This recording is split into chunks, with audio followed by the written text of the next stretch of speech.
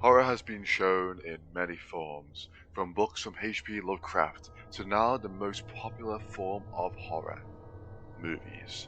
Movies that can make us feel uncomfortable, emotionally and dread. But they are just movies in the end of the day, right?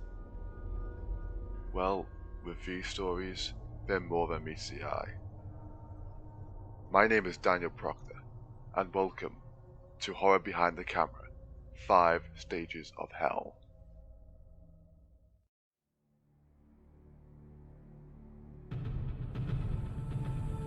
I would say Nightmare on Elm Street was the first horror movie I've ever saw, really, all the way through, and it pretty much expanded my love for horror films, and it made me want to create pretty much horror type themes, horror type stories more. And the idea of the story is truly terrifying itself. So I think Nightmare on Elm Street has always had a bit of a cult following just because it's probably a unique horror experience, especially with Freddy Krueger character. I think the way it's played by Robert is amazing, and I also think the idea of the dream world, the whole concept of control. I mean, the whole point of Freddy, why it was so scary was that when he did take people into the dream world, the people in there were completely powerless, and he's having fun with them and everything like that. But there's also the horror feel. There's the comedy and the horror, and as the series would go on, it would tend more to comedy, and it would use both these elements. So I think that's why a lot of fans end up sticking with it here as well. And also the practical effects of the movie are incredible. I think if you look at a lot of old horror movies and slasher movies, the practical effects still usually hold up, and I would say Nightmare on Elm Street holds up incredibly well. Nightmare on Elm Street's director, Wes Craven, actually got inspired for the film Nightmare on Elm Street on real deaths related to dreams.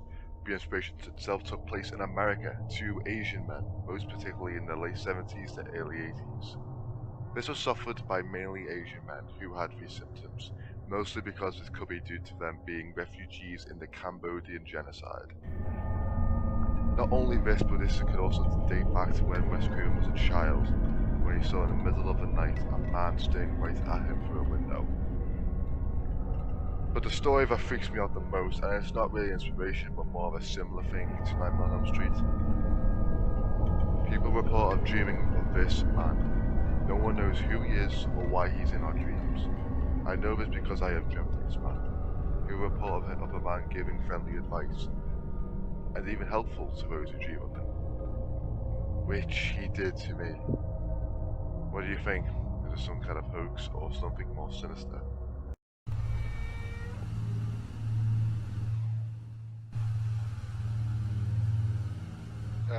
It's surprisingly, well, it is surprising to me anyways, that this film was banned in some places, since there is hardly any gore in these films.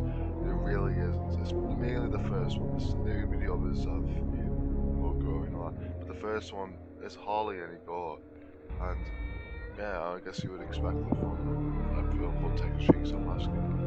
But it's not a great film. Yeah, I like the film. I think it's a bit of a cult classic in horror, and obviously since it's based off the real life events, it's going to come with controversy, and I think obviously kind of gave birth to a kind of, I don't want to say stereotype, but it definitely found its way into it. Obviously because it's based off real events, and it may not be the most glorious movie, but it has graphic scenes. Obviously Leatherface, either iconic with the chainsaw and the chisel hammer and the Hulk, the Mihawk. I think it's made its own way into cinema and horror. I think it's a classic, personally. The movies what followed after it really captured the same spirit because of the controversy, but it's the way it is. A lot of people even say today that the first one's one of the scariest films of all time, and even though it is, I would say it's one of the, but it is a generally creepy film because it does depict probably real life psychopaths, and it is a disturbing film to watch at times, especially the way it was filmed. It was like watching a snuff film. Ed Gein lived with his mother in Plainview, Wisconsin. After she died, he murdered 2 women, that being Mary Hogan and Bernice Warden. But that's not the only awful act this man did. He robs graves and actually made objects out of them, such as couches, lamps, and other objects. Ed Gein was arrested on November 16, 1957, and died to a respiratory heart failure in 1984 in a mental institute called Mendota Mental Health Institute.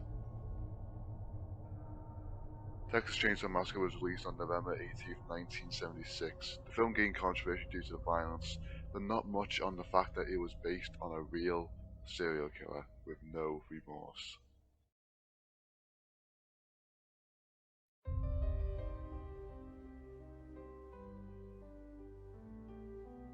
Candyman is a great film. I love that film. It's one of even today, for today's standards, I don't care like how scary a film is today and all that.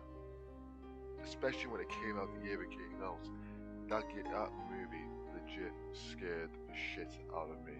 It is honestly one of the scariest films I have ever seen, and it has hardly any jump scares, and it's the perfect example of how to make a horror film and not have jump scares, because you don't need them. I would never say his name 3 times, and I would never say Bloody Mary 3 times, and if you are going to do this, please reconsider. You should not play with black magic, please remember about it. The Candyman isn't really based on true events, to be exact, but it is based on a real historical figure of the same name. The story is that his real name is Daniel Robertalli. He was the son of a slave. Daniel was a painter who was given the opportunity to paint a wealthy white woman known as Carolina Sullivan. The two had a secret love for one another, which was forbidden in those days due to the colour of the skin, sadly. One way or another, the two were eventually caught, and Daniel was tortured brutally and unforgivingly by the townsfolk. The sad thing is that Carolina was pregnant with his child. The father became enraged and was the one to put an end to the relationship permanently.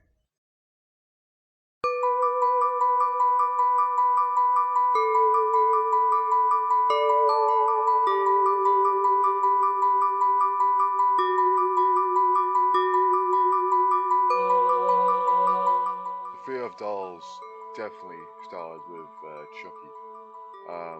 It gave way to much more films that are inspired, based, or just complete rip-offs. But there are movies that are like out there that just try to capture the magic that was the first Child's Play movie.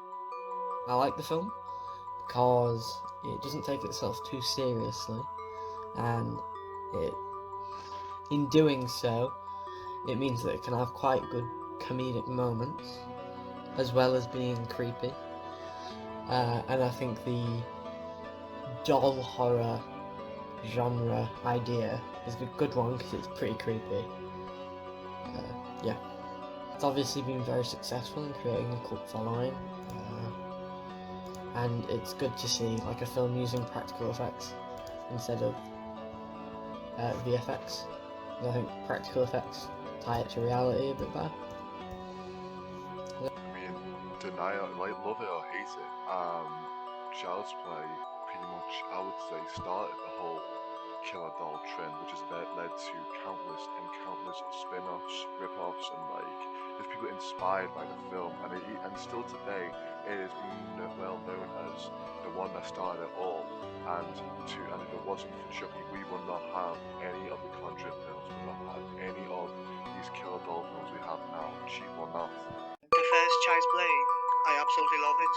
We got voodoo, curse, we got the serial killer and all that good stuff.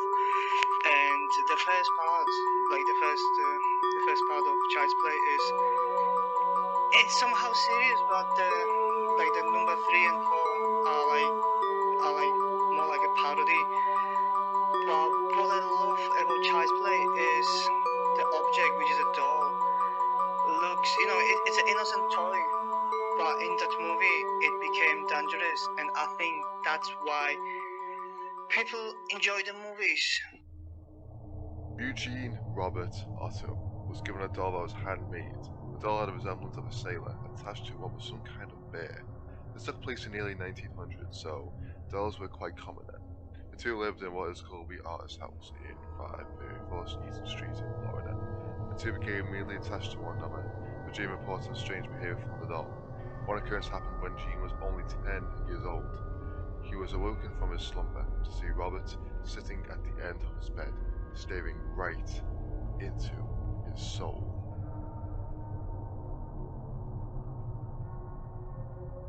Jean's mother later was awoken also by the sounds of her son crying for his mother's help, as the sounds of furniture were being thrown about and turned over.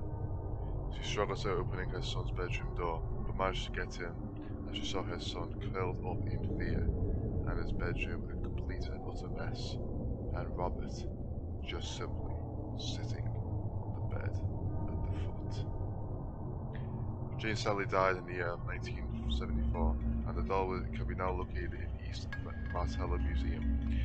But if you want to see him, it is advised you ask for permission from the doll before taking a picture, since reports that people not asking have suffered from effects of being cursed, which has led the doll to receive dozens and hundreds of letters and emails of people pleading for the doll for forgiveness and to be released from their curse.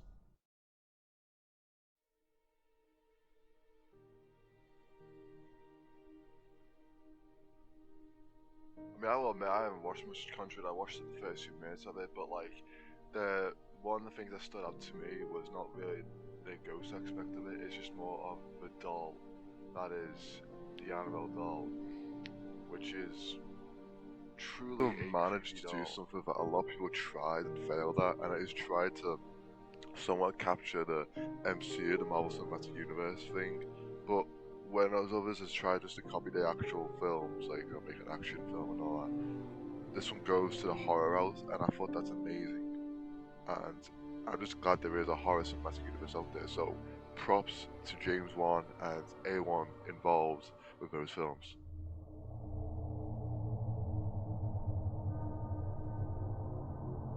The film is, and even franchise, is based on real lives of the Warrens, a couple that investigates the paranormal. The main focus of these films, I would say, is the Annabelle doll, which, believe it or not, is a real doll kept in their house. As of now, the doll has escaped and no one knows where it is now. Hopefully nowhere in harm's way. The first film in particular is based on the case the couple did in Rhode Island, where a family was experiencing the same occurrence shown in the film. Luckily all is well, but no one knows where the Annabelle doll is now. So here you have it. Horror behind the camera. I hope you enjoyed the film and the documentary. This was put together during COVID, a time and place we will not soon to forget, and will actually probably be the result of many horror films, either probably made by me or anyone else in the future. Since I've actually have made a film, like that's somewhat close to isolation and COVID and all that. So it's a scary time we are living now, and luckily we are just recovering from it. This documentary though, you have some enjoyment through it. And remember, check under your covers tonight. You never know what might be under there. Farewell.